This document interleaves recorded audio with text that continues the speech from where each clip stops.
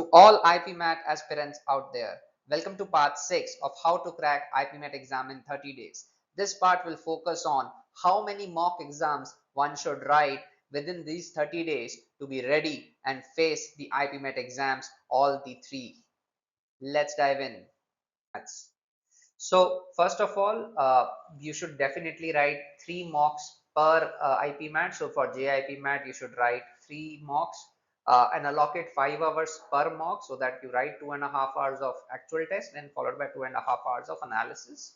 For IPMAT Rohtak and IPMAT Indore, it should be 3 mocks each, 3 mocks each with 4 hours per 4 hours of total time split into 2 hours of testing and 2 hours of analysis. Now the next slide is going to focus on how to get the best out of that, how to analyze the result. Let's begin. So mock analysis, it's basically first we ensure that we write at least 2 mocks of each IPMAT and also ensure that we write them in the same time slot as per your actual time slot.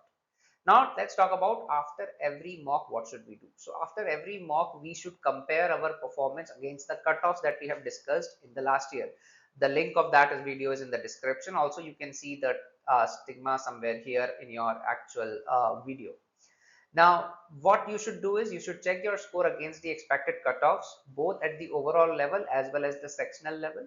Now identify the difference and the problem area. So the problem area could be like you had a less accuracy than what I suggested would be a good accuracy, or you couldn't attempt enough number of questions that I suggested would be a good number of attempts for you to get the desired score. So once you've identified the problem, now let's look at what areas to strengthen once to get to that cutoff. Okay. So we have here is a section wise analysis. So how should I do section wise analysis? So you have your score, right? Your score is a combination of your attempted question and not attempted questions. So in which attempted questions can also be correct questions and incorrect questions. Now what I've done is your correct question is your determinant of the current score. So first we should do is we should check that against the cutoffs. Now if it is not clear, if it is not above that cutoff, then what you should do it, you should also add the number of incorrect questions that were incorrect due to a silly mistake. So what gives, so incorrect questions can be incorrect due to silly mistake or due to genuine mistake. If it is due to silly mistake, then that is something that you are more likely to get correct the next time that you give that. So A plus B should definitely be above the cutoff. So let's add these two and see whether we would have cleared the cutoff. If yes, then what we need to practice is we need to write more and more tests so that the problem of silly mistakes sort of doesn't happen. Our mind gets used to working, improve accuracy on its own.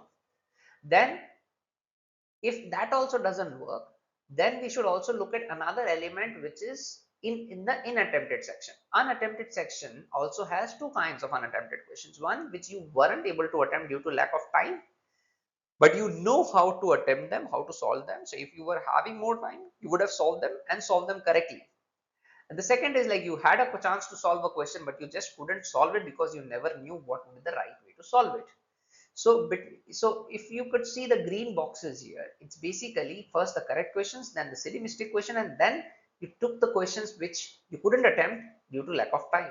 So A plus B plus D should definitely be above the cutoff. By the time you write your 5th mock, it should start reflecting on your performance.